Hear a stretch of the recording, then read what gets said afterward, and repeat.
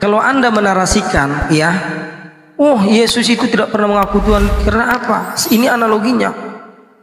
Dia tidak akan membusungkan dada mengatakan ini aku adalah Tuhan dan ini sebagainya. Bukan seperti itu konsepnya, Bambang. Dengarkan, Tuhan itu harus tegas. Ketegasan Tuhan bukan berarti menunjukkan dia lagi membusungkan dada, bukan. Tapi supaya orang-orang bisa tahu siapa dia. Setelah dia memberitahu, mengabarkan dia Tuhan atau bukannya, baru orang, ya itu terserah kembali kepada orangnya. Saya kasih contoh kepada Anda.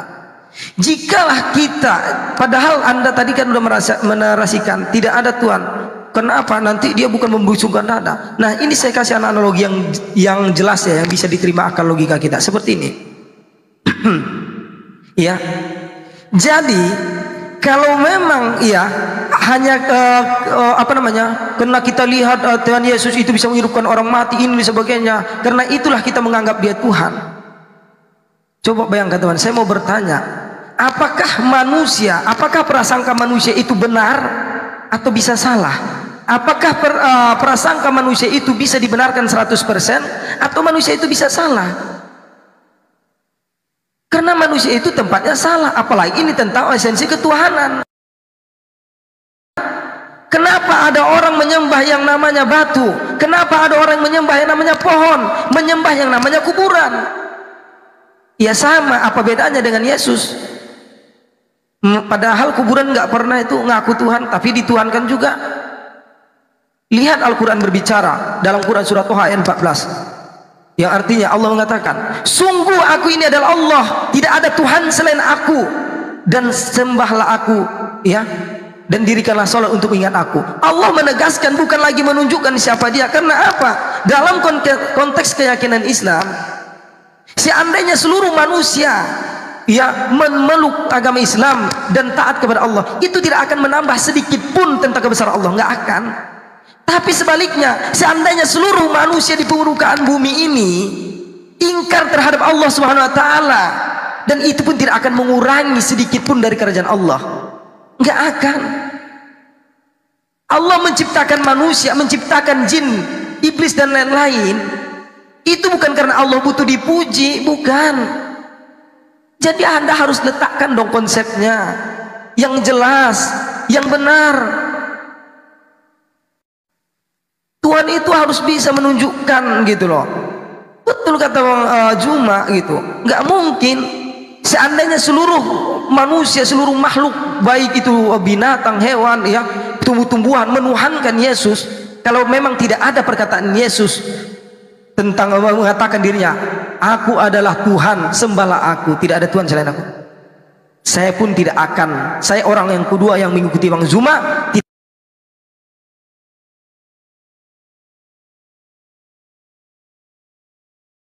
tidak akan menyembah Yesus sebagai Tuhan. Karena apa? Memang tidak ada tercatat, tertulis di dalam Bible atau keluar saya dari mulut Yesus bahwasanya dia adalah Tuhan, nggak pernah. Oke, sekian dan terima kasih ya. Oke, langsung ya saya jawab ya Bang ya. Ya, langsung aja Bang. Kali saya sampaikan, tapi abang nggak ini. Kalau tadi yang perkataan itu bukan perkataan orang majus, itu perkataan malaikat. Nanti tolong dibaca. Bos, sesungguhnya telah lahir bagimu Yesus Tuhan, itu malaikat yang berbicara. Ya, yang kedua di dalam Yohanes 14 ayat 9 kata Yesus kepadanya, telah sekian lama aku bersama-sama kamu, Filipus, namun engkau tidak mengenal aku. Barang siapa telah melihat aku, ia telah melihat Bapa. Bagaimana engkau berkata, tunjukkanlah Bapa itu kepada kami? Dengan demikian Yesus sudah mengakui bahwa Yesus itu Bapa. Ya, nanti tolong dibaca lah, dibaca, direnungkan, diresapi. Kalau memang kalau baca saja harus objektif supaya bisa memahami, karena memang memahami ini tidak gampang, Pak. Mohon maaf ya, saya tidak paksa untuk memahami. Banyak ayatnya, mungkin nanti ditambahkan oleh Bang Vicky ya, silakan. Baik, terima kasih. Saya menambahkan cerita tentang Tuhan Yesus yang hebat di poin Tuhan Yesus adalah yang pertama, Yesus itu diakui oleh malaikat. Yang kedua, Yesus itu diakui oleh Allah Bapa, Sang Pencipta. Pengakuan Yesus pertama oleh malaikat saat Yesus mau lahir, yang tadi disampaikan oleh Bang Phil. Yang kedua, Yesus diakui sebagai anak utusan atau anak Allah Bapa sendiri di dalam pembaptisan. Yang tadi saya sudah sampaikan ayatnya. Yesus tidak pernah menyatakan diri sebagai Tuhan, tapi dalam sebuah kiasan, karena Yesus itu hidup dan berkhotbah semua dalam bentuk perumpamaan. Makanya waktu Yesus dikatakan bahwa apakah engkau Mesias? Lalu Yesus menjawab, ya seperti apa yang engkau katakan. Selesai. Kalau kita lihat, kalau teman-teman Muslim baca Alkitab dengan baik, ini seorang anak Allah yang kasih tinggal tahta di surga datang ke bumi, lalu lahir di kandang. Tujuannya apa? Tuhan Yesus datang buat orang yang paling hina, manusia yang dihina seperti binatang. Itu. Yang kedua, Tuhan Yesus harus wafat di kayu salib untuk menjalankan visi Bapa, bahwa manusia harus diselamatkan karena kegagalan bangsa Israel. Dari sekian nabi yang diutus, tidak ada arahan yang jelas buat bangsa Israel. Yang ketiga,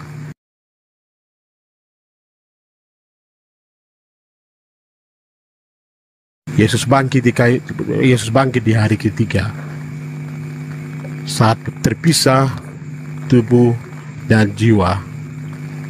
Yesus naik ke surga. Peristiwa yang luar biasa kalau teman-teman baca.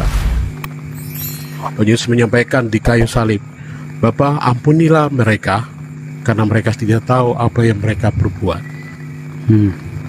Bangsa Israel dan Roma diampuni. Tanda yang betul Allah hadir dan menjemput anaknya atau putranya adalah dan peristiwa gempa bumi dan bait Allah terbelah menjadi dua. Saya pikir teman-teman harus baca ini dulu untuk memahami siapa Yesus. Jadi tidak bisa pakai panggal-panggal ayat-ayat dicomot-comot lalu cerita gitu, supaya teman-teman paham. Saya menyampaikan tidak boleh egois dan lalu tidak boleh membaca ayat lalu menerangkan itu sesuai dengan pemahaman teman-teman, tapi dibaca secara keseluruhan. Itu. Pada hari ketiga Yesus bangkit untuk menunjukkan bahwa Dia Allah, Allah yang sejati. Allah tidak dikuasai oleh maut. Dan perjumpaan terakhir dengan para murid, Yesus naik ke surga. Tuhan tidak dibatasi oleh ruang dan waktu. Maka dengan seluruh peristiwa ini, para murid menyatakan dengan sah, Yesus itu Tuhan. Alkitab sudah menyatakan gitu. Dan Tuhan Yesus tidak seperti Nabi Muhammad yang keluar-keluar di mana bahwa saya. Oke Pak. Yohanes 17 ayat 3 bunyinya Bapak tahu? Yohanes 17 ayat 3. Kuya. Ya, bisa dibaca. Inilah hidup yang kekal itu, yaitu bahwa mereka mengenal Engkau satu-satunya Allah yang benar dan mengenal Yesus Kristus yang telah Engkau utus. Engkau itu siapa?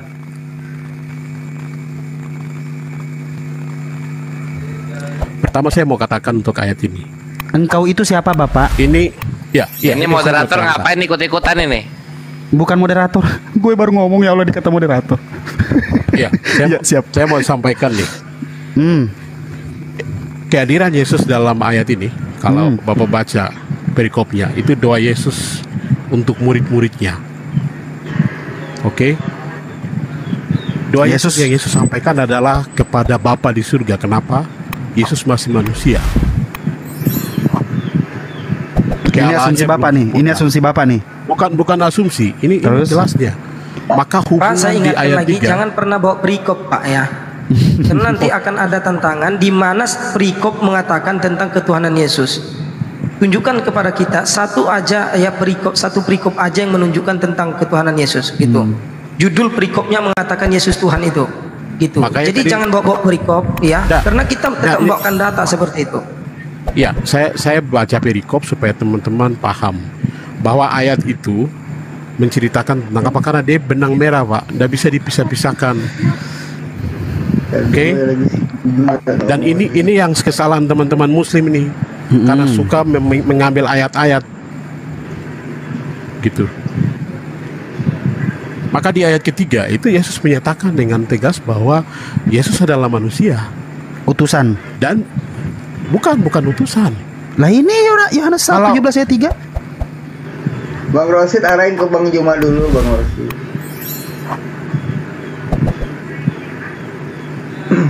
Biar kelar dulu. Ya, lanjut. Silakan Gurunda. Oke, jadi gini, Maaf. nggak apa-apa saudaraku, nggak apa-apa, Gurundaku yang tersayang. Jadi begini saudara, pada prinsipnya dialog ini dibangun itu karena asas kasih sayang ya. Kita menyayangi saudara-saudara Kristen, dan saudara Kristen tentu juga menyayangi kita yang Muslim ini. Sehingga ketika ada di antara kita itu yang merasa perlu memperingatkan, mari kita saling memperingatkan. Terkait dengan Yesus, sekali lagi ini untuk yang kedua kalinya saya katakan, kalaupun seluruh dunia mengatakan Yesus itu Tuhan, bahkan mempertuhankan Yesus, saya lebih percaya kepada Yesus itu sendiri, yang mengatakan dirinya adalah bukan Tuhan. Nah, Anda pun mengatakan barusan Yesus itu bukan Tuhan. Dengan kata apa? Anda mengatakan pada saat dia menjadi manusia, Tuhan tidak pernah menjadi manusia. Karena kalau Tuhan menjadi manusia, berarti Tuhan menjadi bukan Tuhan. Itu tidak disifati oleh Tuhan. Tuhan itu selamanya Tuhan, tidak pernah berhenti sedetik pun. Apalagi sampai 33 tahun berhenti menjadi Tuhan, menjadi manusia dia. Tidak. Ingat, di dalam kitab saudara Roma 14 nomor 9 jelas dikatakan di sana, sebab untuk itulah Yesus telah mati dan hidup kembali supaya ia menjadi Tuhan. Untuk itulah dia mati supaya ia menjadi Tuhan. Jadi Yesus ketika dia menjadi manusia, dia bukan Tuhan. Nanti mati, tujuan kematiannya adalah untuk menjadi Tuhan. Berarti syarat untuk menjadi Tuhan bagi Yesus adalah harus menjadi mayat dulu.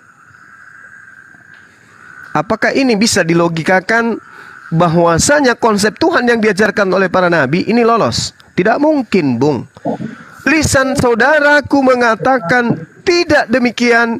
Yesus mempercontohkan berdoa sebab pada saat itu dia adalah manusia. Hayo. Apakah pencipta langit dan bumi ini pernah menjadi manusia? Apakah Tuhan itu bisa dibentuk menjadi ciptaan? Apakah Tuhan pernah menciptakan dirinya menjadi bukan Tuhan?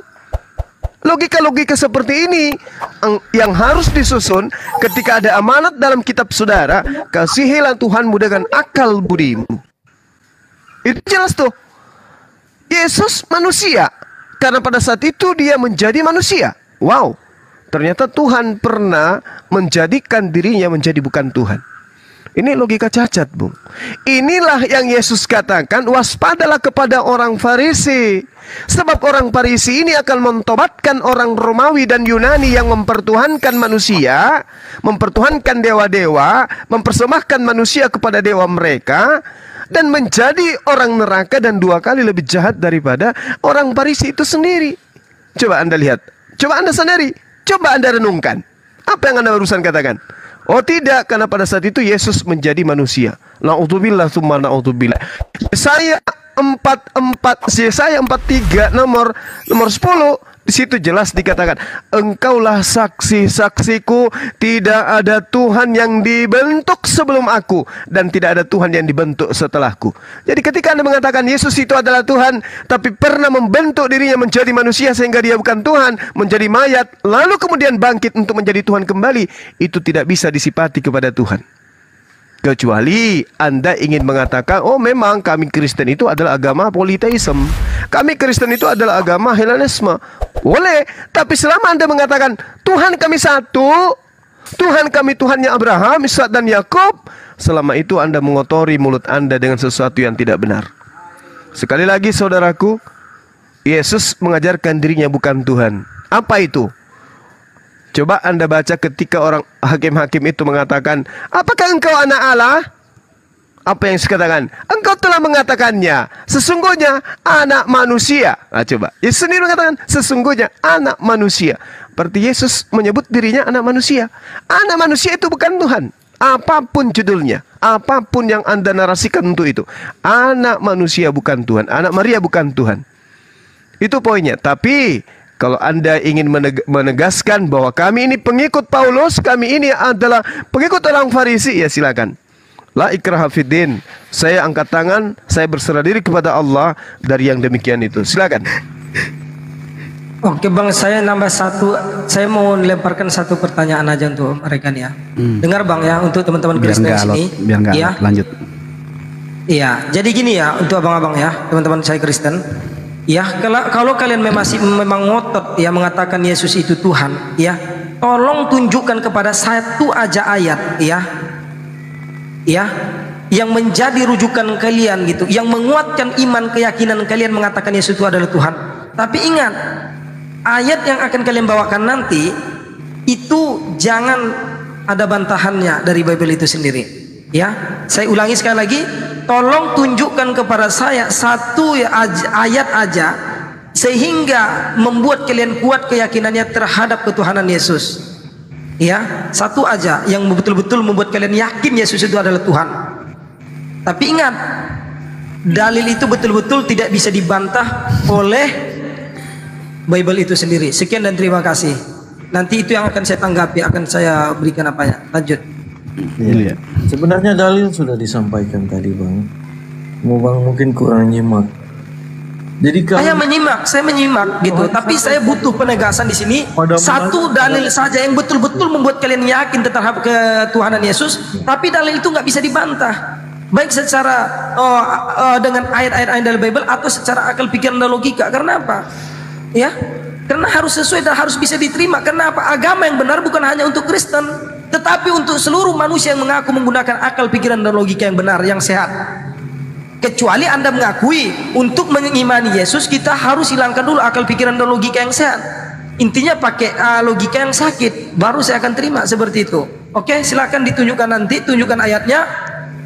Kalau memang nanti kamu bisa meyakinkan saya secara logika saja, nanti kamu bisa memberikan saya logika yang logik gitu ya, sehingga saya tidak bisa membantah, maka saya akan beriman kepada Yesus. Sekian dan terima kasih. Lanjut Bang Hos. Ya. Saya kembalikan kepada Hos. Iya, terima kasih. Jadi Bang Juma tadi ada perkataan bahwa ada kenapa percaya kepada Matius, Markus, Lukas dan Yohanes dan seterusnya. Itulah ke-12 murid Yesus yang menyaksikan peristiwa dan mereka memberikan kesaksian. Jadi bukan atas tuturan seorang Yesus sendiri Bang. Kemudian 12 murid itu juga memiliki 70 murid dan seterusnya sampai kepada Paulus juga bahkan memiliki murid. Lalu kemudian kalau kembali kepada Yesaya 43, janganlah takut sebab aku telah menebus engkau, memanggil engkau dengan namamu. Logika, engkau ini kepunyaanku. Itulah wujud daripada kasih sayang Tuhan. Kemudian di dalam Yesaya 53, tetapi dia tertikam oleh karena pemberontakan kita, dia diremukkan oleh karena kejahatan kita, ganjaran yang mendatangkan keselamatan bagi kita ditimpakan kepadanya, dan oleh bilur-bilurnya kita menjadi sembuh. Iya, jadi memang kalau mujizat, semua nabi mungkin bisa mujizat, tetapi ketika bangkit daripada kematian, itu adalah kekuasaan Allah. Tidak ada seorang nabi pun bisa melakukan itu, bisa bangkit. Oke, kalau saudara-saudaraku berdalih bahwa dia berbuat itu atas kehendak Allah, karena memang dia itu Allah itu sendiri. Allah yang menjelma menjadi manusia, Yohanes 1 ayat 14, firman itu telah menjadi manusia. Itu akan kita kembali ke situ, Bang Juma. Jadi murid-murid itu harus, dan itu merupakan saksi. Kalau Bang Juma bersaksi tentang diri Bang sendiri kan nggak ada yang membuktikan. Tetapi kalau ada orang lain bersaksi, itu lebih menguatkan. Begitu. Mungkin logikanya seperti itu, Bang, logika. Iya, Oke. ya, makasih. Sedikit saya tambahin Gurunda semuanya. Gini Bang, kadang saya suka gemes ya ketika nama Paulus dibawa-bawa gitu. Paulus itu sebenarnya dalam 12 murid Yesus itu juga dia itu orang yang apa ya, kayak kalau nongkrong tuh kayak lu tuh nggak diajak gitu. Paulus tuh kayak gitu Bang. Kalau memang abang selalu mengatakan bahwasanya Paulus itu Paulus, siapa aja yang mengakui Paulus bahwasanya dia adalah rasul pada zamannya. Bahkan dia tidak malu mengatakan dirinya rasul. Ada banyak ayat Bang mengatakan, kalau abang mau baca di 1 Timotius 1 ayat 1, 1 Timotius 2 ayat 8, ayat 7 kalau nggak salah tuh. Banyak Bang, ada 9 Bang. Dia mengaku dirinya rasul. Tidak ada yang mengakui selain dirinya. Contoh 2 Timotius 1 ayat 1. Rasul Kristus Yesus oleh kehendak Allah. Itu dia sendiri yang mengatakan dirinya. Begitu Bang. Jadi kalau abang sering sebut-sebut Paulus, saya belum pernah ketemu ya ayat yang lain yang murid-murid Yesus mengatakan bahwasanya dia itu benar rasul, percayalah dia. Belum pernah sih Bang. Cuman ya kalau abang tetap keke ya mungkin juga sudah ketahuan bahwasanya abang mengatakan bahwasanya Yesus tidak pernah mengaku dirinya akulah Tuhan, sembahlah aku. Nah, bagaimana dengan Paulus? Kenapa dia ngaku-ngaku? Kalau memang Yesus yang dibela-bela bahwasanya Yesus tidak akan pernah mengaku-ngaku dirinya karena dia merendahkan diri.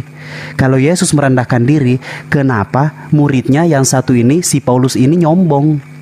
Kalau dia itu rasul, sampai 9 kali dia ngaku-ngaku. Silahkan Bang, ditanggapi Bang. Kalau ada yang menambahin juga silahkan yang lain. Izin ya. Bang Vicky dulu, Bang Vicky. Ya. Silakan akhi logika, mungkin ada yang penambahan. Assalamualaikum warahmatullahi wabarakatuh. Waalaikumsalam Gurunda. Waalaikumsalam Gurunda kawas. Waalaikumsalam warahmatullahi Silakan. IBS kawat. Iya. Saya cuma mau menegaskan. Oke, silakan akhi, silakan. Gurunda aja dulu mungkin Ya. nge-lag itu. Langsung sebentar Bang Logika. Halo? Gurunda, langsung Gurunda. Izin sebentar Bang Logika. Silakan Gurunda. Iya, saya melihat ada hal yang menggelikan ya. Ketika saudara mencoba mengambil narasi Yesaya 53 itu. Ingat Bung, ingat. Saya sudah berapa kali mengatakan Yesaya 53 itu sama sekali tidak kena poin manapun. Data nomor 1 sampai 12 sedikit pun tidak ada menyentuh kepada Yesus. Saya kasih contoh satu. Yesaya 53 nomor 11 dikatakan, sesudah kesusahan jiwanya, ia akan melihat terang dan menjadi puas. Dan hambaku itu. Kalau Anda mengatakan bahwa itu untuk Yesus, gugur. Mapa tak selet-selet. Gugur. Ternyata Anda mempertuhankan hamba Tuhan. Makin parah itu. Lalu kemudian dikatakan sebagai orang yang benar. Jadi Yesus itu adalah orang yang benar. Kalau itu untuk Yesus. Justru kalau Yesus itu adalah orang yang benar, maka Yesus tidak boleh dibunuh. Karena Keluaran 23 nomor 7, jangan engkau membunuh orang yang benar. Itu kan perintahnya tuh. Akan semakin memberatkan saudaraku ini kalau menggunakan kitabnya Yahudi untuk mendudukkan Tuhan yang Anda sembah yang berasal dari manusia itu. Nah, kemudian yang kedua, ketika saudara mengatakan Yesus itu adalah Tuhan itu sendiri. Dia adalah Tuhan, Bang Suma. Sebab di dalam Yohanes 1 diterangkan firman itu telah menjadi manusia. Wow.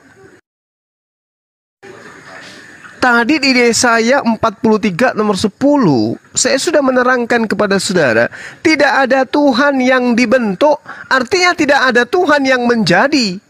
Menjadi bukan Tuhan, menjadi manusia. Firman menjadi manusia itu hal biasa.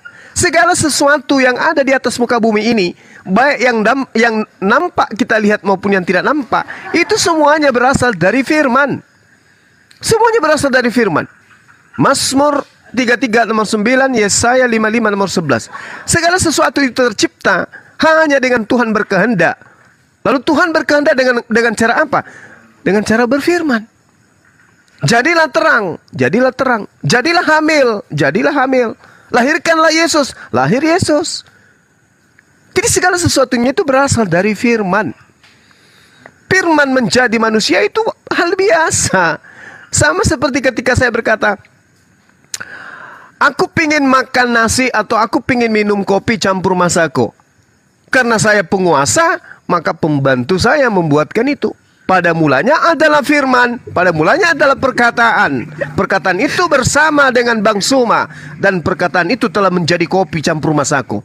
Apakah saya yang berubah menjadi kopi dan masako? Tidak, itu logika sederhana, Bung. Dan ingat, Anda harus membedakan antara sifat yang melekat pada diri Tuhan dengan perkataan, dengan firman. Firman itu bukan sifat. Firman itu bukan sifat. Firman itu adalah bias daripada sifat. Contoh, Yesaya 55 nomor 11. Segala firman yang keluar dari mulutku. Tuhan memiliki sifat. Apa itu mulut? Mesin yang menghasilkan perkataan.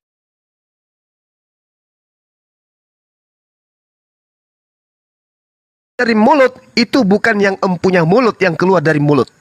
Tetapi yang keluar dari mulut itu adalah apa yang dikehendaki oleh sang pemilik mulut.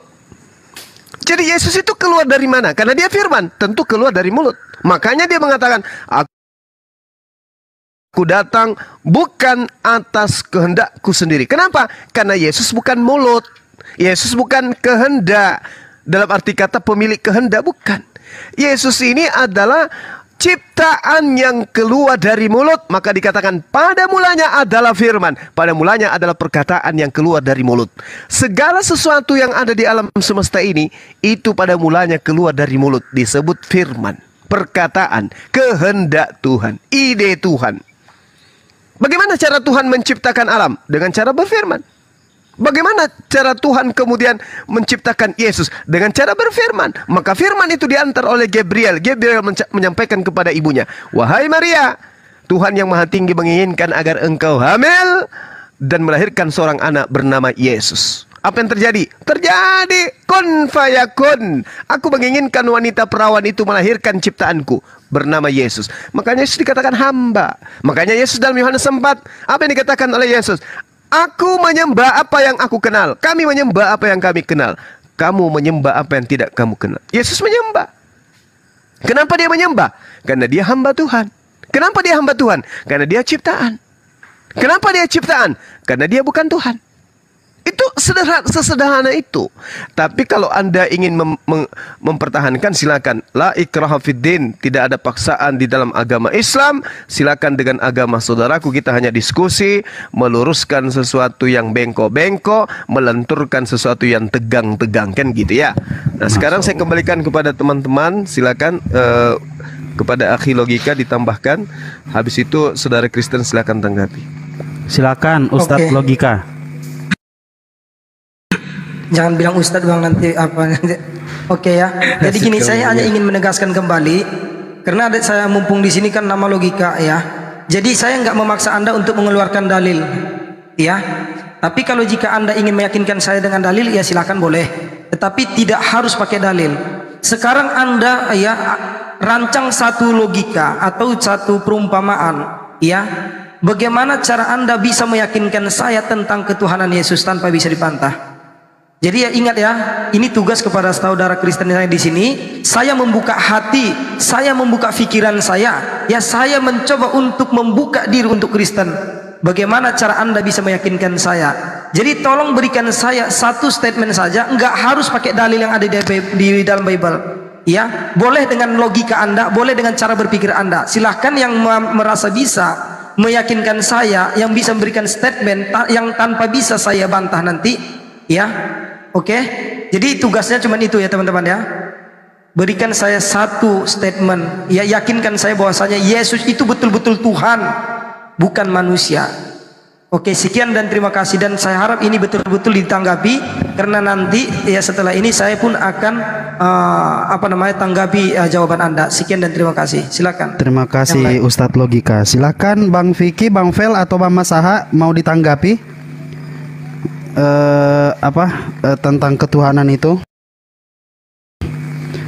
Mapa mula mana nih habis teman Kristen Dinda Kores boleh masuk, yang lain Muslim lain boleh masuk, silakan. Iya, Sensei Kores, silakan nanti setelah.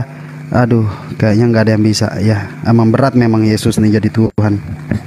Oke, silakan. Silakan teman-teman. Iya, kayaknya mesti silakan. Rumah Sako dulu nih. Iya betul, memang harus fokus Bang. Silakan, Bang Fel atau Bang Vicky? Iya, mungkin Bang Vicky dulu ya. Silakan Bang. Bang Vicky. Oke, dilempar oleh Bang Vicky. Siap. Instruksi dulu, Saudara Rasik, jangan pernah menyebut Tomatius, bukan tomat, Timotius.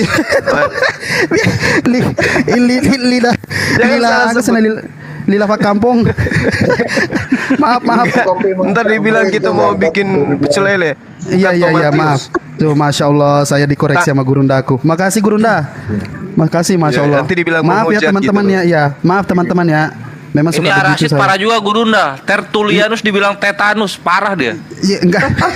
Maaf ini mungkin Juragan Batu. Ya, silakan. Iya, silakan Bang Vicky. Bang Kores. Bang Kores, ya. Sensei Kores. Enggak, tadi mau nanggapi pertanyaannya Bang Logika? Kristen belum. Silakan. Baik. Tanggapi.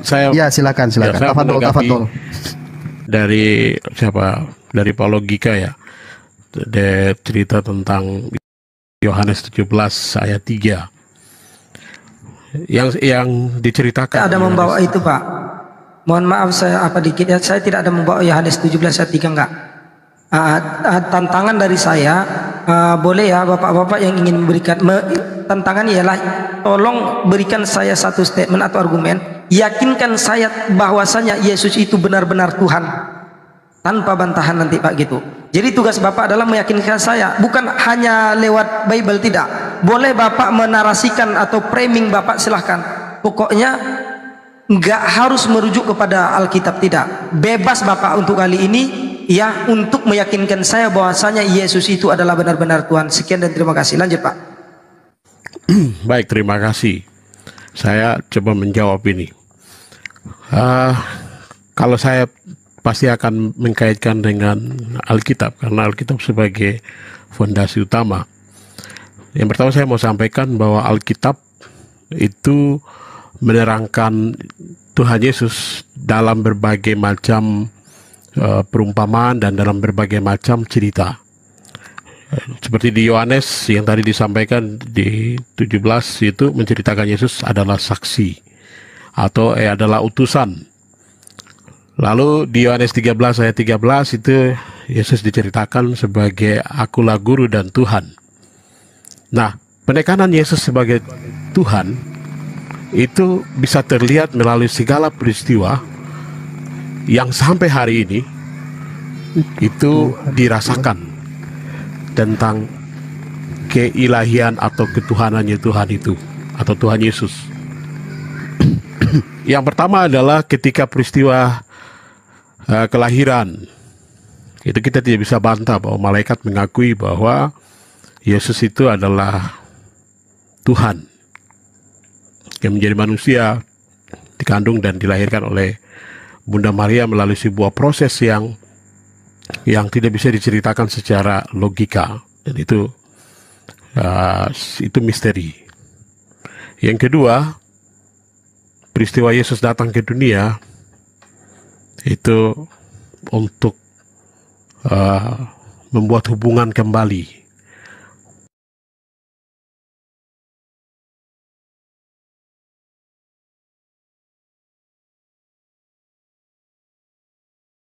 Nyatakan bahwa dirinya adalah Allah dan peristiwa kebangkitan. Dan penegasan yang berikut adalah dengan terangkatnya Yesus ke surga. Itu diteruskan oleh para murid dengan melakukan sampai Alkitab ini dibawa ke seluruh dunia.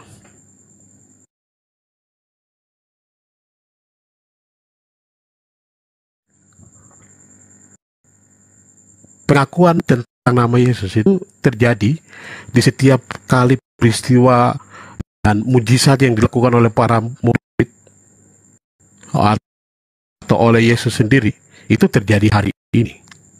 Itu dilakukan oleh banyak hamba Tuhan, pendeta dan pastor, ya mereka dapat karunia khusus, yaitu melalui Roh Kudus. Waktu mereka melakukan segala hal, mereka lakukan dengan nama Yesus. Nah, kalau orang sudah menggunakan nama Yesus, kalau dia hanya seorang nabi, atau dia hanya seorang utusan, gak mempan itu. Tapi karena dia adalah Tuhan,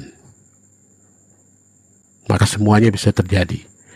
Hal yang mustahil menurut manusia itu tidak mustahil bagi Tuhan.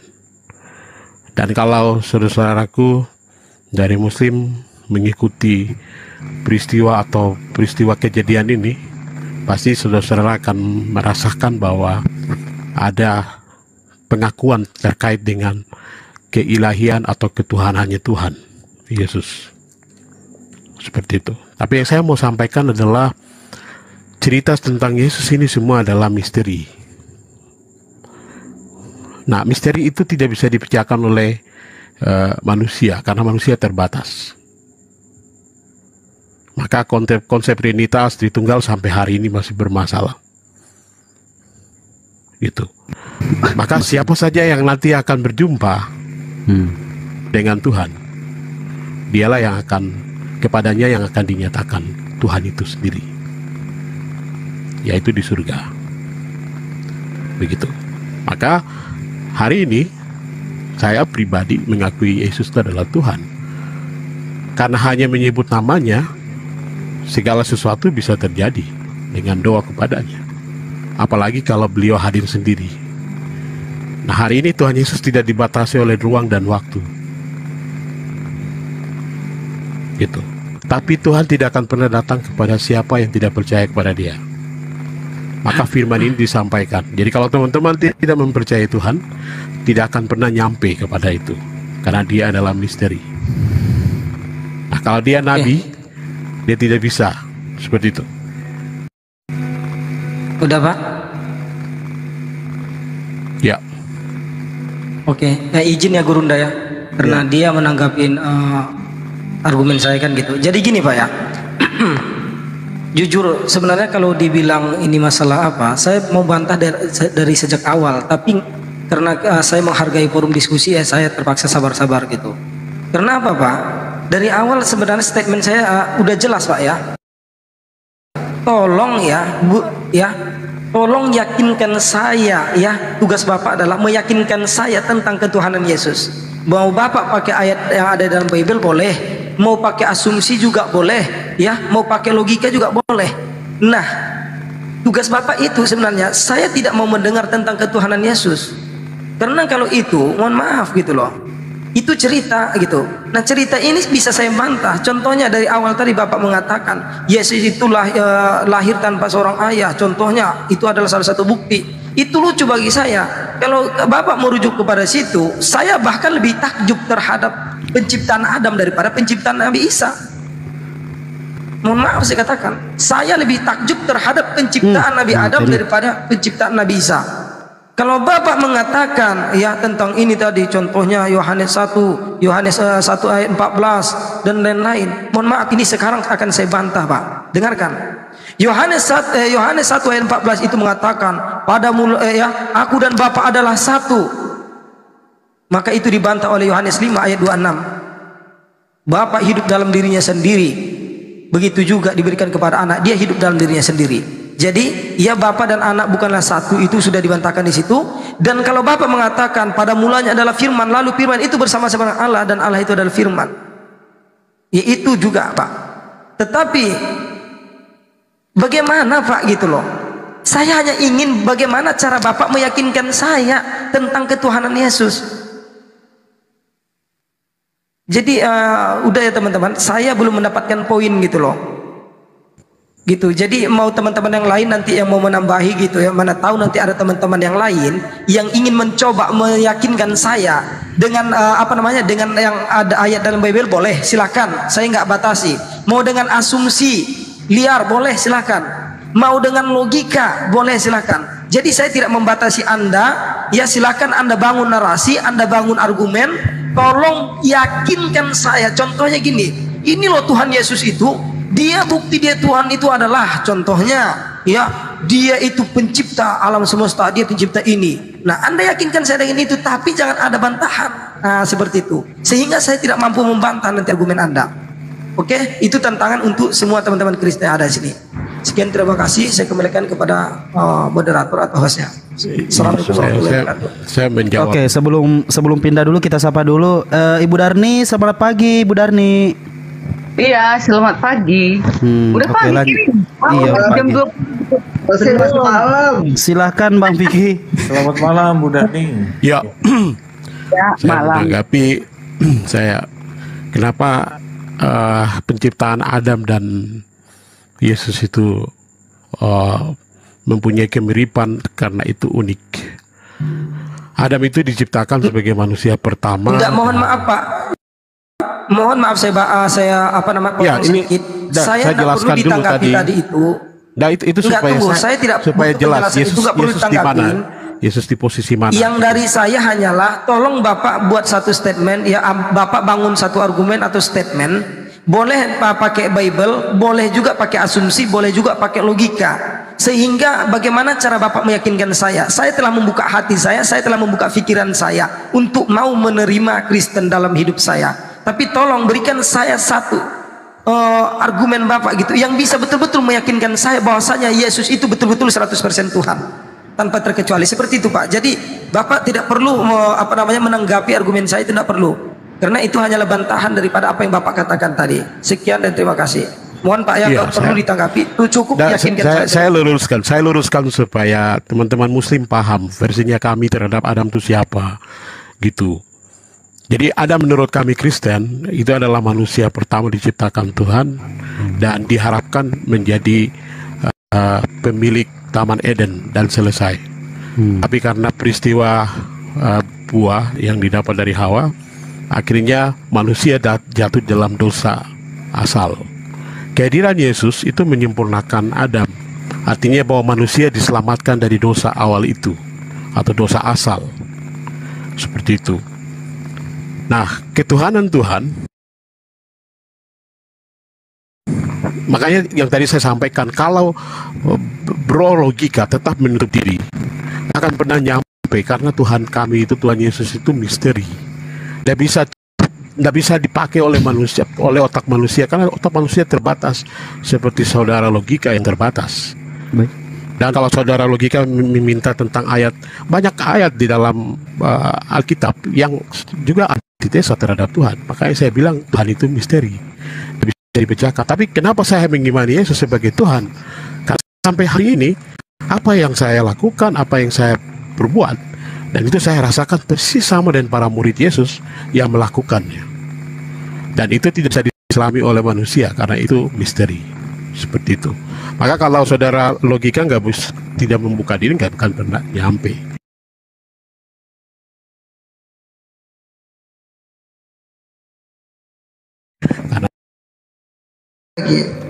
Iya. Jadi Pak, sebenarnya gini Pak, kalau Bapak mau mengatasnamakan membuat argumen seperti itu, akan muncul pertanyaan, emang agama Kristen ini bukan untuk manusia? Emang Tuhan Yesus, ketuhanan Yesus ini bukan untuk manusia gitu loh.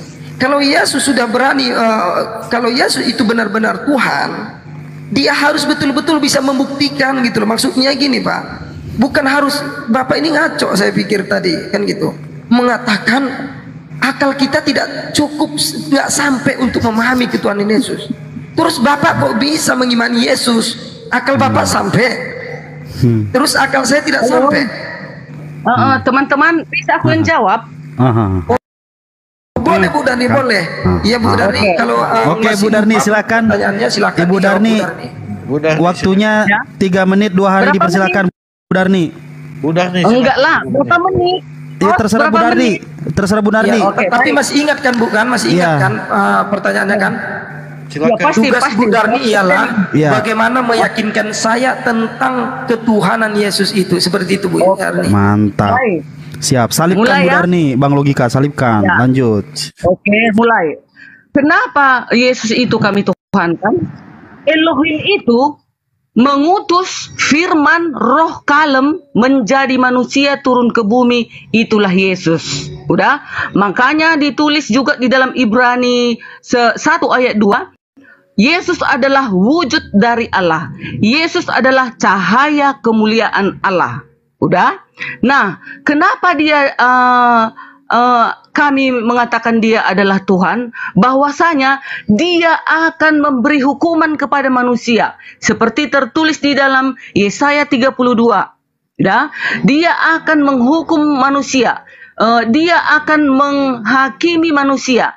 Dia akan menyelamatkan manusia. Dia kelak akhir zaman, dialah raja dari segala raja. Dan sudah tertulis di dalam Matius 25 ayat 25, 31 dan 32. Kata Yesus, dia akan datang bersama para malaikatnya di awan-awan dan dia akan mengumpulkan segala bangsa di hadapannya.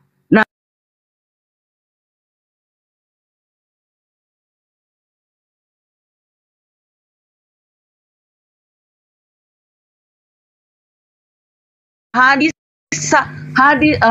Sahih Muslim 127. Isa Al-Masih akan turun di tengah-tengahmu sebagai hakim yang adil. Yohanes 9 ayat 39.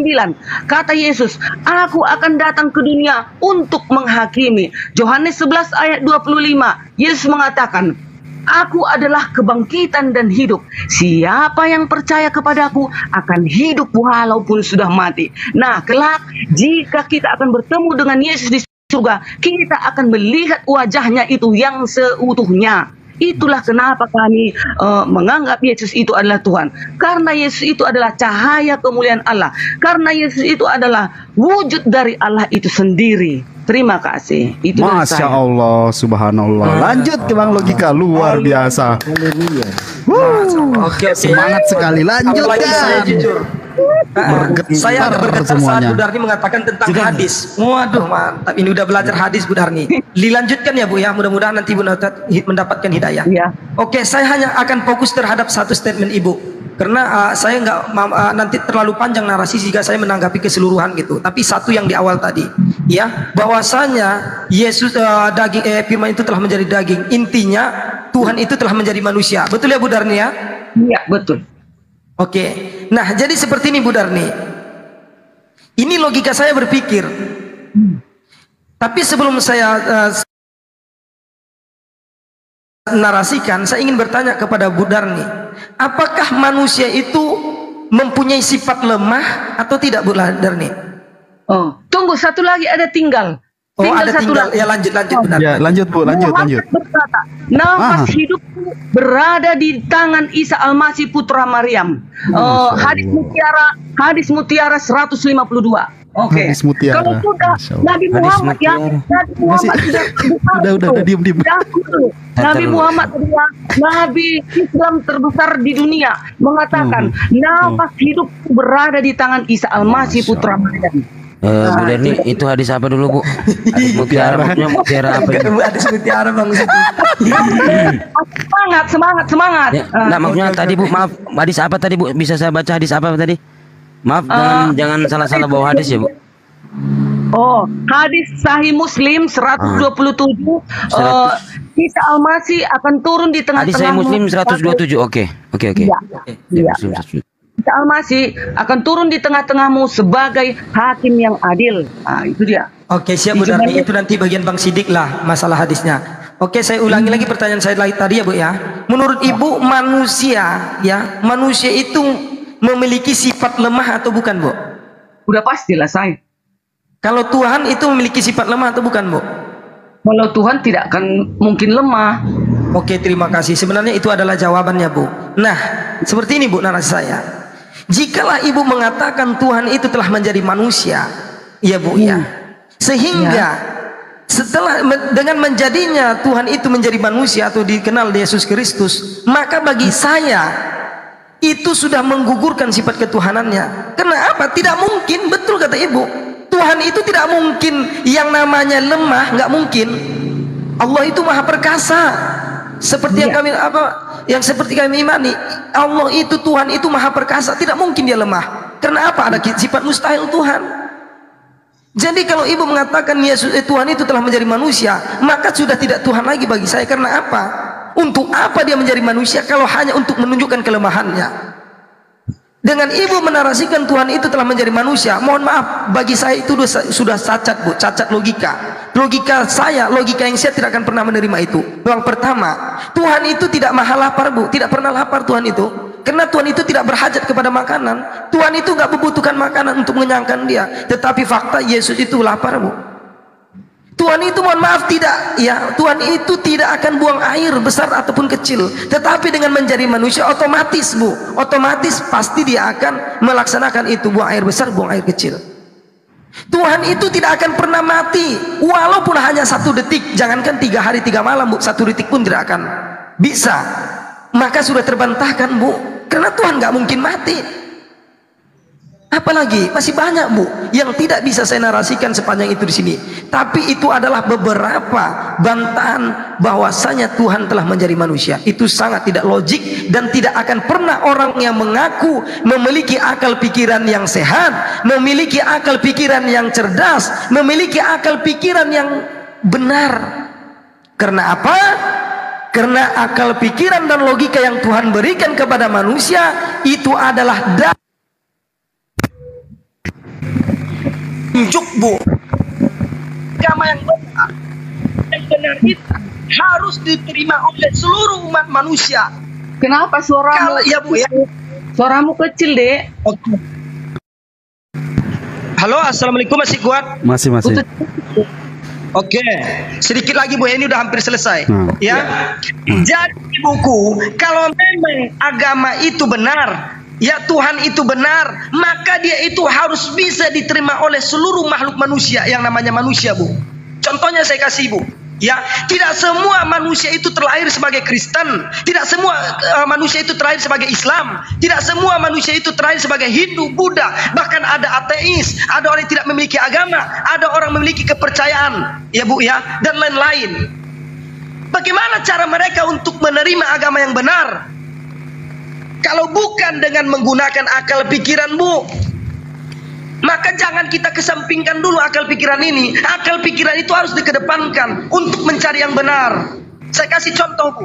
Di dalam Al-Quran, kenapa sampai saat ini saya masih beriman kepada Allah dan Rasulnya, kepada Al-Quran, kitab yang terakhir, Bu? Karena apa? Di dalam Al-Quran banyak sekali diceritakan. Ya, Bu, contohnya ayat Al-Quran adalah dasar ilmu, Bu, dasar ilmu pengetahuan. Contohnya kita lihat, Bu, bagaimana di dalam Al-Quran menjelaskan tentang gunung adalah sebagai pasak bumi, dan para ilmuwan meneliti kebenaran itu dan mereka mengatakan kebenaran itu. Jadi untuk para ilmuwan pun itu sudah mendapatkan petunjuk dari Al-Quran. Kita lihat orang yang bekerja di bagian kelautan, Bu. Di dalam Al-Quran dikatakan, ya, akan ada 2 laut yang bertemu, tetapi mereka ada pembatas di antara mereka, dan ya, penelitian telah membuktikan itu. Mereka mendapatkan petunjuk lewat ayat itu. Kita lihat dari ilmu kedokteran. Bagaimana sekarang ini, Bu? Madu dikatakan adalah obat segala penyakit dan lain-lain. Bahkan banyak sunnah Rasulullah tentang habatus dan lain-lain. Nah, ini para kedokteran meneliti ini dan mereka menemukan kebenarannya, maka mereka beriman kepada Allah. Kita lihat orang-orang yang tidak memiliki agama, yang mereka mengatakan gak ada Tuhan dan ini sebagainya. Saat mereka membicarakan konsep tentang asal usul manusia, mereka mengatakan, ya, mereka mengikuti teori Darwin, ya, yang mengatakan asal usul manusia itu adalah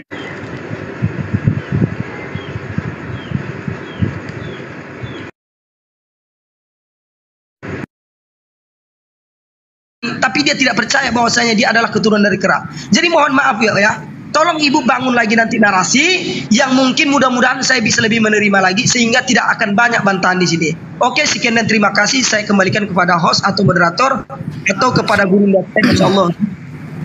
Masya Allah, berasa Jumat. Oke, jadi gini ya, saya cuma tambah 2 detik. Jadi gini, hadis itu memang sahih ya. Ini Ibu, ini Sahih Muslim 127 ya.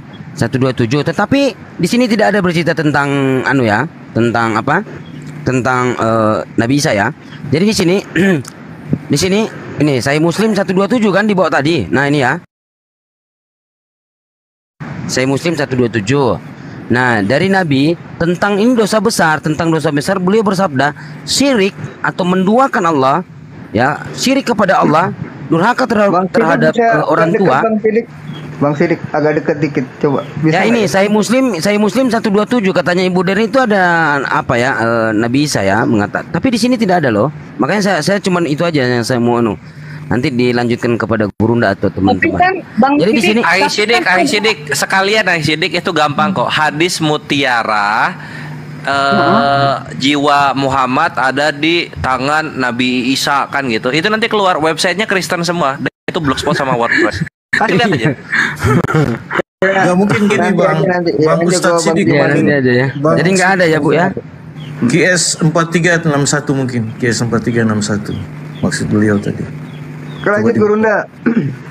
Coba di QS 4361. Ya nanti lepas itu saya cek. Lanjut Bang Oke, silakan mau ditanggapi langsung Gurunda monitor apakah sudah dekat dengan perangkat?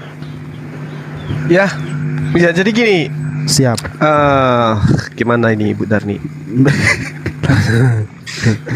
Jadi Al-Quran mengatakan dalam surah Maryam ayat 34 bahwa Nabi Isa itu adalah anak Maryam yang mengucapkan. Ibu membawa narasi hadits ya agar dibaca lengkap ya. Demi Allah yang jiwaku ada di tangannya, sesungguhnya telah dekat masanya Isa anak Maryam akan turun di tengah-tengah kamu. Dia akan menjadi hakim yang adil, akan menghancurkan salib, akan membunuh babi, menghapuskan pajak, dan kekayaan akan berlimpah ruah sehingga tidak seorang pun lagi yang bersedia menerima pemberian. Tidak ada masalah dengan ini. Nabi Isa kan di awal tadi. Ya, gimana, Bu? Kenapa di Quran surat 2 ayat 113 dan Quran surat 22 ayat 69 mengatakan hanya Allah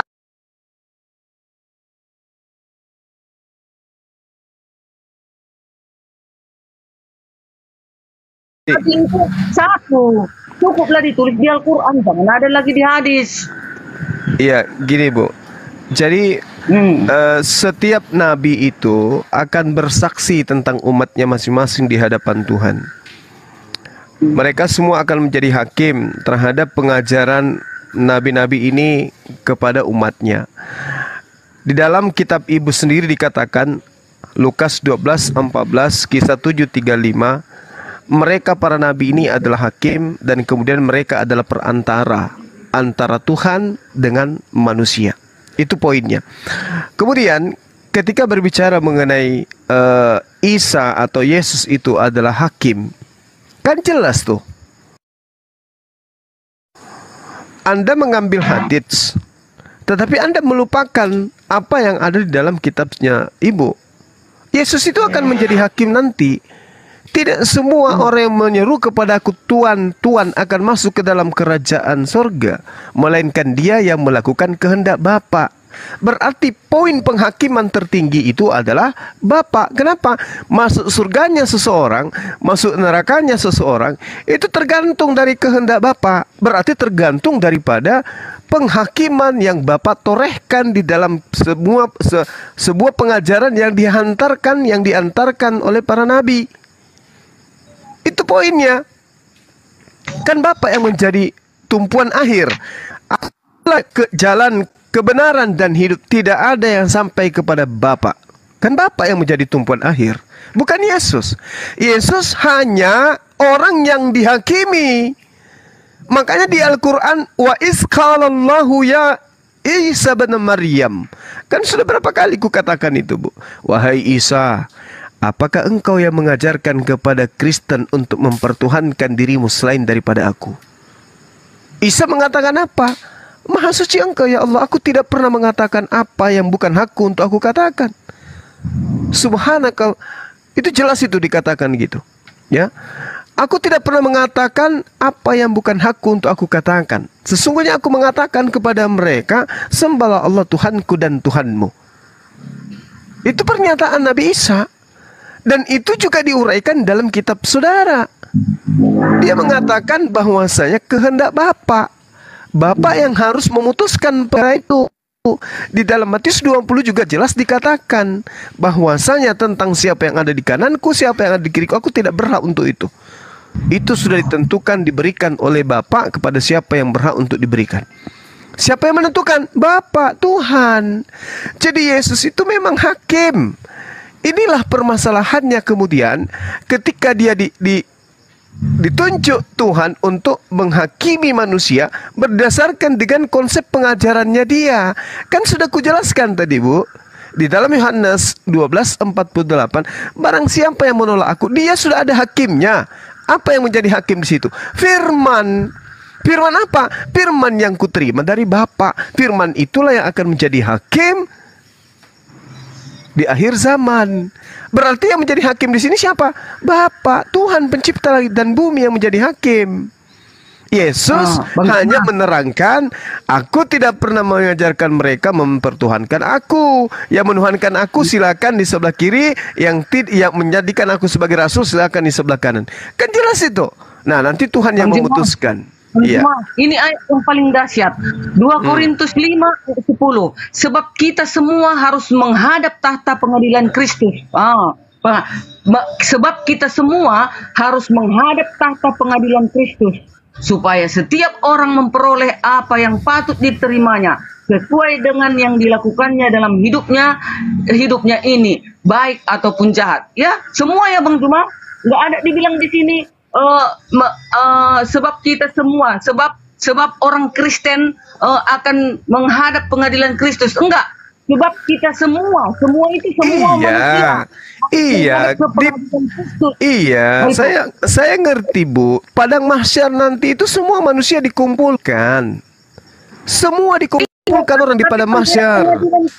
Kan Bang Juma, nggak ada pengadilan orang lain, nggak ada pengadilan nabi-nabi yang lain kan? Hanya pengadilan Kristus, semua orang menghadap. Luar biasa itu Bang Juma. Oke, anggaplah seperti apa yang Ibu mau. Yesus satu-satunya hakim. Oke, Islam berbaris, Kristen berbaris. Apa penghakimannya kemudian? Perkataan yang Yesus pernah ucapkan ketika dia datang sebagai guru, sebagai maran, sebagai rabi di tengah Bani Israel. Aku diutus hanya kepada domba-domba yang hilang dari Bani Israel. Islam lolos. Aku hanyalah utusan Tuhan. Islam lolos. Hidup kekal itu adalah mereka mengenal Engkau satu-satunya Tuhan. Islam lolos. Terus yang membuat Anda lolos apa? Menuhankan Yesus. Lolos Anda? Tidak lolos Anda itu. Bagaimana Anda mau lolos? Anda hukum pertama sampai keempat. Kami umat Advent insya Allah sudah melakukannya. Bagaimana ceritanya Anda bisa lolos hukum pertama? Hukum pertama aja Anda sudah. Hukum pertama aja. Hukum ke-5 sampai hukum ke-10 mengasihi sesama manusia. Itulah yang harus sekarang kita. Salah. Dengarkan saya, Bu. Dengarkan saya, Bu. Kalau Ibu mengasihi anak Ibu, Ibu akan mengajarkan anak Ibu untuk tidak mempertuhankan manusia. Itu kalau Anda kasih. Itu kalau Anda kasih, Anda tidak akan mengajarkan mereka menyembah manusia Yesus. Kalau Anda kasih. Kenapa? Karena itu tidak pernah diajarkan oleh. Bentar Bu Darni, gantian Bu Darni. Oh, salah. Kasih itu harus berdasarkan standar yang Tuhan ajarkan. Kasih kepada Tuhan adalah mentaati perintah Tuhan. Kasih kepada manusia adalah mengajarkan manusia untuk taat kepada perintah Tuhan. Bagaimana Anda mengatakan kasih kalau Anda mengajarkan manusia menyembah kepada sesama manusia? Itu bukan kasih. Itu laknat itu.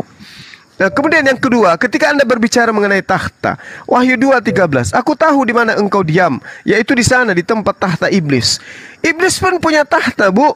Wahyu 4 nomor 4, dan sekeliling tahta itu ada 24 tahta. Ada banyak tahta. Bukan cuman Yesus yang duduk di atas tahta. Ada 24 tahta. Artinya yang duduk di atas tahta itu adalah para hakim-hakim. Kemudian Wahyu 20 nomor 4. Lalu aku melihat tahta-tahta dan orang-orang yang duduk di atasnya, kepada mereka diserahkan kuasa untuk menghakimi. Berhenti untuk mengatakan Yesus satu-satunya hakim. Berhenti. Itu memalukan. Wahyu 22 nomor 1. Lalu ia menunjukkan kepadaku sungai air kehidupan yang jernih bagaikan kristal dan mengalir di luar dari tahta Allah dan tahta anak domba. Tahta Allah beda, tahta Yesus anak domba beda. Matius 19:28, kata Yesus kepada mereka, aku berkata kepadamu, sesungguhnya pada waktu penciptaan kembali, apabila anak manusia bersemayam di atas tahta kemuliaannya, kamu yang telah mengikuti aku akan duduk juga di atas 12 tahta untuk menghakimi ke-12 suku Israel. Murid Yesus saja duduk sebagai hakim. Jadi berhenti mengatakan itu. Nah, di dalam Ibrani 8 nomor 1, inti segala ini yang kita bicarakan ini adalah kita mempunyai imam besar yang demikian. Imam besar kita adalah yang duduk di sebelah kanan tahta yang maha besar di langit. Yesus itu imam. Imam bagi orang-orang yang percaya. Sebagai imam, ketika dia takbir, makmum juga harus takbir. Ketika dia rukuk, makmum rukuk. Ketika dia sujud, makmum juga sujud. Jangan imamnya menyembah kepada yang di langit, makmumnya menyembah kepada yang di depannya. Imam, itu keliru. Itu salah itu, Bu. Jadi konsep ini harus diterima dengan legowo, bahwa apa yang kita sampaikan, dialog yang kita sampaikan itu adalah mengajarkan kita cerdas dengan akal pikiran kita bisa mengasihi Tuhan. Kasih kepada Tuhan, taat kepada perintah Tuhan. Satu hal untuk Ibu Darni. Ketika Anda mengatakan Anda taat kepada Torah, itu sama halnya Anda kemudian membersihkan diri Anda dengan, mohon maaf, dengan air comberan. Lantas Anda mengaku bersih. Tuhan mengatakan jangan ada ilah lain di hadapanku. Yesus belum ada di situ, bahkan Maria pun belum ada. Artinya ketika Maria melahirkan seorang anak yang dianggap Tuhan, tidak boleh menggantikan Tuhannya Bani Israel dengan anak ini. Karena jangan ada ilah lain, jangan ada ilah lain, artinya jangan ada Tuhan lain, jangan ada sembahan lain. Loh, Ibu membuat sembahan baru berupa manusia. Ibu tertolak nanti. Demikian, silakan. Jangan bilang Yesus itu Tuhan yang baru. Yesus itu adalah yang awal dan yang akhir, yang maha kuasa dan yang akan datang. Hanya Yesus yang akan datang, gak ada yang lain-lain yang akan datang. Wahyu 1 ayat 8. Aku adalah yang awal dan yang akhir, yang maha kuasa dan yang akan datang. Ini tulisan ini dituju kepada Yesus. Hanya Yesus yang akan datang. Gak ada Allah-Allah lain datang. Gak ada nabi-nabi lain datang. Hanya Yesus. Semua makhluk akan menunggu kedatangannya yang kedua kali, ya kan? Kan begitu juga dengan kalian. Kalian tunggunya Yesus datang kan, Bang Juma? Sesuailah ayat dengan Wahyu. Betul itu. Kita sudah sering bahas ini. Yesus datang sebagai hakim. Silakan aja dia mau hakim, dia mau salto-salto menghakimi, silakan. Dia mau koar-koar, dia mau apapun, silakan. Kami siap untuk masuk ke dalam persidangan Yesus. Dan kami akan mengatakan, wahai Yesus, la ilaha illallah, antum Rasulullah. Kamu adalah Rasul Allah. Nah, selesai perkara. Ibu Darni masuk. Yesus, engkau adalah Tuhan pencipta langit dan bumi. Wah, langsung disepak tendangan penalti tanpa bayangan. Karena itu tidak pernah Yesus ajarkan. Jangan Anda bangga dia hakim. Justru dia tidak mungkin menzalimi orang. Dia akan menegakkan kebenaran. Siapa yang mempertuhankan dirinya, diusir. Enyahlah engkau daripadaku. Engkau adalah semua penjual keju. Engkau pembuat kejahatan. Kan begitu poinnya. Matius 7 nomor 21, 22, nomor 23. Itu sudah tepat itu. Engkau semua pembuat kejahatan. Tidak ada yang boleh selamat masuk ke surga, melainkan dia yang melakukan kehendak Bapakku. Ketika saya tanya, atas kehendak siapa Ibu Darni yang cantik ini mempertuhankan Yesus? Atas kehendak siapa? Apa jawaban Ibu? Apa jawaban Ibu? Oh, bukan gitu. Gak ada gitu pertanyaannya. Bukan begitu. Aduh, Bu Darni. Yang dienyahkan kelak kan kita sudah berulang-ulang yang tidak melakukan hendaknya. Ketika itu yang merubah hukumnya tadi. Hukumnya ini sudah dituliskan Allah langsung kepada Musa loh, dengan jarinya melalui api kepada siapa? Kepada Musa. Bayangkan itu. Masa seenak jidat manusia menukar-nukar hukum itu? Contohnya seperti orang Bang Juma, ingat dan kuduskan hari Sabat, hukum keempat. 6 hari lama kau bekerja, tetapi hari ketujuh adalah hari Sabat Tuhan Allahmu. Makanya kami umat Advent menguduskan hari Sabat. Kami tidak merubahnya. Kami tidak merubah-rubahnya. Karena apa? Itu hukum Tuhan. Itu adalah hukum pencipta, penguasa alam semesta ini. Kenapa kalian itu sebagai manusia biasa berani mengubah hukum itu? Ya, nah itulah yang nanti akan dinyahkan. Nyala kau, hai dia Simatupang, kau sudah merubah hukumku. Ibu yang merubah hukum itu ibu. Hukum Torah itu hanya untuk Bani Israel. Inilah aku akan melakukan perjanjian baruku dengan Bani Israel dan Bani Yehuda. Ibu Bani apa rupanya? Kan Bani Israel itu awalnya pekabaran itu datang. Lalu Yesus mengatakan, pergilah ke seluruh bangsa, kabarkanlah tentang kebenaran. Makanya kena ke orang kata. Makanya sampai ke kata. Karena disuruh pergi. Ketika suruh lagi pergi. Gitu loh. Bukan hanya orang Yahudi saja. Baik. Ketika Yesus memerintahkan ke seluruh bangsa, apakah poin perintahnya agar manusia menyembah dirinya? Yesus menyuruh pergilah ke seluruh bangsa, kabarkanlah tentang kebenaran. Kebenaran untuk mempertuhankan dirinya. Kebenaran untuk menuruti hukum-hukumnya. Ya, mana hukum yang diajarkan agar menyembah Yesus? Mana hukum itu? Tertulis di mana? Yesus itu kan yang awal dan yang akhir. Benarlah itu. Saya tidak tanya itu. Yang saya tanya, mana hukum kebenaran agar mempertuhankan manusia Yesus? Mana? Tertulis di mana? Ya. Yesus itu kan yang awal dan yang akhir. Yesus mengatakan, aku tidak berkata-kata dari diriku sendiri. Apa yang aku katakan adalah apa yang diperintahkan. Ketika Yesus mengatakan, akulah Tuhan, tidak ada yang lain. Akulah pencipta satu-satunya. Yesus sedang berkata tentang dirinya atau berkata tentang apa yang diperintahkan untuk ia katakan? Jawab. Dia di situ bukan orang lain. Dia di situ tetap dia Elohim. Dia tetap Elohim yang turunnya. Siapa yang mengajarkan ibu bahwa dia adalah Elohim? Siapa? Kan Yohanes 1 ayat 1 dan 14. Nah, berarti Firman itu bersama-sama dengan Allah dan Firman itu menjadi manusia. Kan itu kan?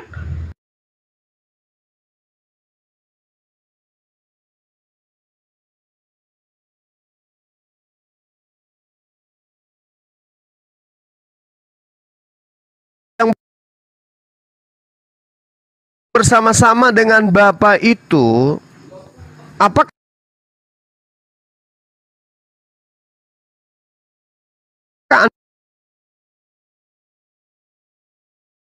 ke bumi mau menyelamatkan manusia yang berdosa? Tadi ibu tidak mampu menjawab kebenaran mempertuhankan Yesus itu di mana? Perintah Yesus mempertuhankan diri. Beritakanlah Injil kepada seluruh bumi. Ajarkanlah mereka menyembah diriku atau ajarkanlah mereka menyembah kepada Bapa yang mengutus aku. Yang mana yang benar? Kan sudah ditulis di dalam Injilnya itu bagaimana, makanya manusia itu disuruh agar bijak, belajar, bukan bodoh, bukan tolol. Di mana ditulis? Di mana ditulis itu, Bu? Di mana ditulis? Saya ingin tahu. Kita tulis dari tadi Yohanes 1 ayat 1. Yohanes 1. Oke, tahan dulu Bu Darni, tahan dulu, tarik nafas dulu. Bu Darni, tahan, ini yang cobaan. Engkai lagi mpe. Bapak Adi, Selamat malam. Aduh, Bu Darni. Oke. Silakan dibantu Ibu Darni. Ibu Darni istirahat dulu, minum kopinya dulu, seruput dulu. Bu Darni ya, bakar dulu rokoknya Bu. Iya. Oke cantik. Oke, silakan Bapak Adi atau apa? Saya lebih tertarik dengan Bu Darni daripada seorang dokter yang tidak pernah menggunakan logika.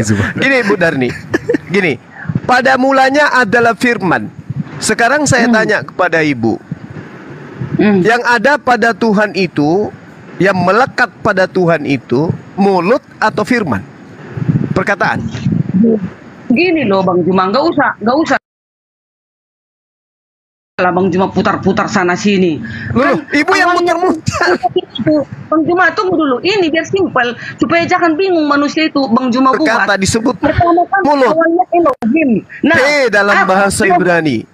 P itu Elohim artinya ini mulut. Allah. Sumber. Elohim ini Bang Juma tunggu dulu supaya lebih enak didengar yang penonton-penonton yang di bawah. Pertama kan Elohim. Nah, Elohim ini mau menyelamatkan manusia. Diturunkanlah, diutusnya rohnya, kalemnya, firmannya, lahirlah melalui perawan Maria yang tadi tanpa bersetubuh. Harus suci dia karena Elohim itu suci, kan gitu. Turunlah Yesus itu ke bumi yang menjadi manusia itu tadi. Makanya itu. Gimana ceritanya? Bagaimana ceritanya? Pencipta langit dan bumi turun ke bumi menjadi manusia, dibunuh oleh makhluknya sendiri. Kayak mana ceritanya? Jurus apa pula itu? Loh. Kayak mana ceritanya? Bukan dibunuh tapi jadi tumbal. Gimana ceritanya? Bukan dibunuh Tuhan itu, tetapi kan memang sudah begitu.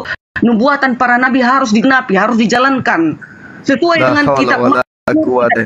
Ibu begitu, ibu terlalu zalim.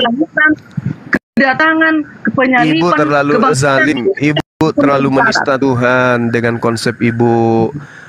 Yesus tidak pernah mengajarkan itu loh. Itu iman ibu, tapi Yesus tidak pernah mengajarkan itu.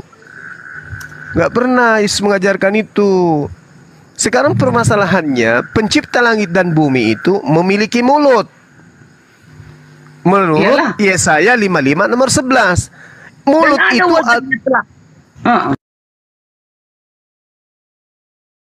dari mulut. Jadilah engkau matahari, jadi matahari. Firman terlontar, jadilah Bu Darni, jadi Bu Darni. Kan gitu poinnya. Jadilah Yesus, jadi Yesus. Yesus adalah sesuatu yang terlontar dari mulut. Makanya dikatakan pada mulanya adalah firman. Jadi Yesus itu awalnya adalah perkataan yang keluar dari mulut Tuhan. Bukan mulut Tuhan yang turun ke bumi, bukan. Tapi sesuatu perkataan yang keluar dari mulut Tuhan. Sesuatu yang keluar dari mulut Tuhan itu bukan Tuhan. Laksana sesuatu yang keluar dari mulut Bu Darni bukan Bu Darni.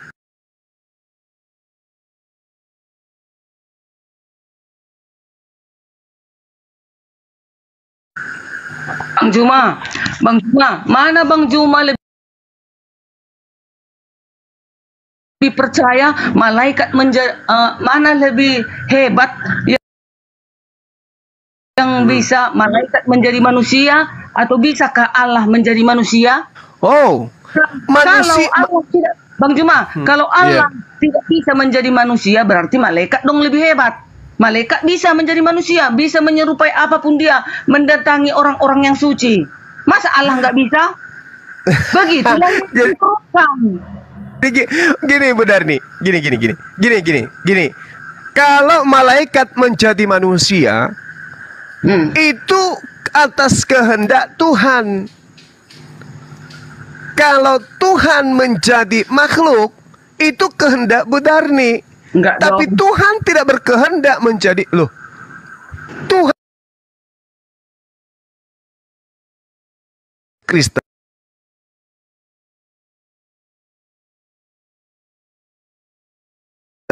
masih malu-malu sehingga dia mengatakan itu adalah sisi kemanusiaannya yang mati. Ini buktinya apa? Buktinya bahwa Tuhan merubah diri menjadi bukan Tuhan dengan dia menjadi manusia.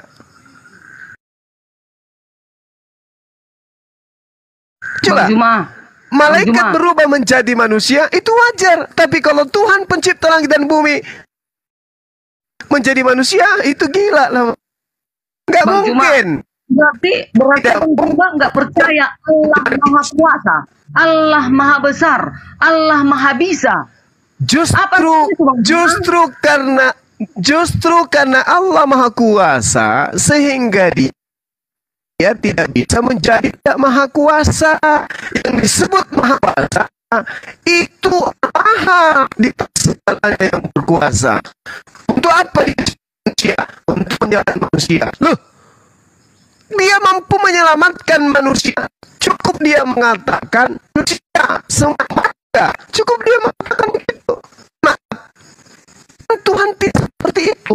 Tuhan Bang Juma macet-macet. pengedaran hukum-hukum. Aduh, macet-macet Bang Juma. Guru ndak diulangi lagi mungkin sedikit, soalnya suaranya putus-putus tadi. Iya. Jadi Tuhan Maha Kuasa, maka Tuhan tidak mungkin menjadi tidak Maha Kuasa. Oleh karena itulah Tuhan tidak mungkin menjadi manusia. Tengok Yesus. Ketika dia menjadi manusia, apakah dia Maha Kuasa? Tidak. Oleh karena itulah Tuhan yang Maha Kuasa tidak mungkin berubah menjadi tidak Maha Kuasa. Itu poinnya, itu kuncinya di situ. Yesus Anda tanya, wahai Yesus, apakah engkau adalah Tuhan yang Maha Kuasa? Apa dia bilang? Palamu peang. Aku sudah ngomong, aku ini tidak bisa berbuat apa-apa dari diriku sendiri. Aku sudah bilang aku datang bukan atas kehendakku sendiri. Yang maha berkehendak adalah yang maha kuasa. Ketika Yesus datang di dalam Yohanes 8:42 dia mengatakan, aku datang bukan atas kehendakku. Berarti aku ini bukan Bapa karena Bapa lah, bukan Allah karena Allah yang maha berkehendak. Andaikan Yesus itu adalah Bapa yang maha berkehendak itu jadi manusia, maka dia akan mengatakan, aku datang atas kehendakku sendiri. Aku menjadi manusia atas kehendakku sendiri. Tapi faktanya, aku datang bukan atas kehendakku sendiri. Berarti dia ciptaan, murni ciptaan. Gitu loh. Gitu loh, Bu. Ngopi dulu, Bu. Ngopi. Ayo Bu Darni, semangat Bu Darni. Ya, memang harus semangat, Iya, betul. Itulah kebenaran yang ada di dalam Kristen. Makanya kami berjuang dan tidak meninggalkan Yesus. Jadi jadi kalau ada orang meninggalkan Yesus, sungguh kasihanlah dia. Menangis sorga kalau ada orang meninggalkan Yesus. Padahal sementara dia yang turun, dia yang akan datang menjemput manusia itu, dia akan menyediakan tempat di kerajaan surga sana. Nggak ada yang lain menyediakan tempat. Coba Bang Juma cari seluruh Alkitab yang mengatakan para nabi kek atau Allah kek atau siapa kek yang mengatakan, aku akan menyediakan tempat bagimu. Di mana aku berada, engkau pun berada. Luar biasa itu. Nah itu. Mana ada? Coba buktikan sama aku Bang Juma. Allah berkata atau para nabi yang hebat berkata, aku akan datang ke dunia untuk menjemputmu. Di mana aku berada, engkau pun berada. Katanya. Seperti Yesusku itu. Dijanjikan itu kepada kami. Mana ayatnya? Kepada saya juga. Aku tidak berkata-kata dari diriku sendiri. Bukan, dulu. Kan Yesus berkata, aku akan datang menyediakan tempat bagimu, aku akan menjemputmu. Di mana aku berada, engkau pun berada. Adakah Allah mengatakan itu di dalam Al-Quran Bang Juma atau para nabi? Lah, itu sifat yang disifati perkataan Yesus itu adalah sifat makhluk. Itu bukan sifat Tuhan. Itu sifat makhluk. Itu sifat makhluk. Aduh, itu sifat makhluk. Bang Juma, kita kan mau ke surga ini kan Bang Juma. Betul. Kita kan mau kita tinggal di dunia ini kan. Sedikit kali di dunia ini susah, sakit, penyakit, banyak yang kita rasakan di dunia ini kan Bang Juma. Nah, makanya kita selama hidup kita melakukan kebaikan. Nah, setelah kita melakukan semua perintah-perintahnya tadi, maka kata Yesus, aku akan menyediakan tempat bagimu. Di mana aku berada, engkau pun berada. Allah Bang Juma, adakah menulis seperti itu? Ya ampun ya Rabbi. Tuhan menyediakan surga. Tuhan menyediakan surga. Tuhan menyediakan neraka. Agar manusia kembali ke surga, agar manusia kembali ke neraka, Tuhan mengutus para utusannya. Yesus mengatakan, akulah jalan, akulah kebenaran, akulah hidup. Tidak ada yang sampai kepada Bapa, bukan tidak ada yang sampai kepada aku. Bukan Bang Juma. Bukan Bang Juma, kan itu kan luar biasa kuasanya Yesus itu, maka sesuai di dalam Matius 28 ayat 18, Yesus berkuasa di surga. Makanya dia akan menyediakan tempat bagi kita yang menuruti perintahnya. Kan katanya, aku akan menyediakan tempat bagimu. Di mana aku berada, engkau pun berada. Maksudku Bang Juma, di dalam Al-Quran Bang Juma ditulis, Allah mengatakan, aku akan menyediakan tempat bagimu. Aku akan menjemput engkau, katanya. Di mana ada tertulis? Itu sifat manusia yang kayak gitu, Ibu. Kan udah aku bilang, Tuhan menciptakan surga, Tuhan menciptakan neraka. Itu tempat yang disediakan oleh Tuhan. Lalu Tuhan mengutus para nabi dan rasulnya untuk membimbing manusia agar mereka mendapatkan umat sebanyak-banyaknya menjadi pengikutnya untuk dibawa ke surga. Itu biasanya itu. Qul in kuntum tuhibbunallaha fattabi'uni yuhibbukumullah wa yaghfir lakum dzunubakum wallahu ghafurur rahim. Wahai Nabi Muhammad, katakan kepada manusia, jika engkau ingin kembali ke surga, agar mereka mengikuti engkau. Fattabi'uni, ikutlah kepada aku. Itu jelas itu, Bu. Jadi yang Anda katakan itu sifat seorang nabi dan rasul yang diperintahkan untuk mencari umat sebanyak-banyaknya agar umatnya itu diajak kembali ke surga. Itu poinnya. Yesus datang memang. Kami umat Islam mengakui itu. Tidak sah keimanan kami kalau tidak mengimani itu, bahwa Nabi Tuhan yang datang kepada Bani Israel sebagai Nabi terakhir bagi mereka akan datang untuk yang kedua kalinya, mempersilahkan kemudian pengikut-pengikutnya untuk melenggang bersama dengan dirinya masuk ke dalam surga. Kami mengimani itu. Kami mengimani. Dan juga orang-orang yang menyamar menjadi pengikutnya tapi mempertuhankan dirinya, dipersilahkan untuk melenggang masuk ke neraka. Matius 13 nomor 50. Kan begitu, Bu. Dan selesai perkara kan? Iya kan?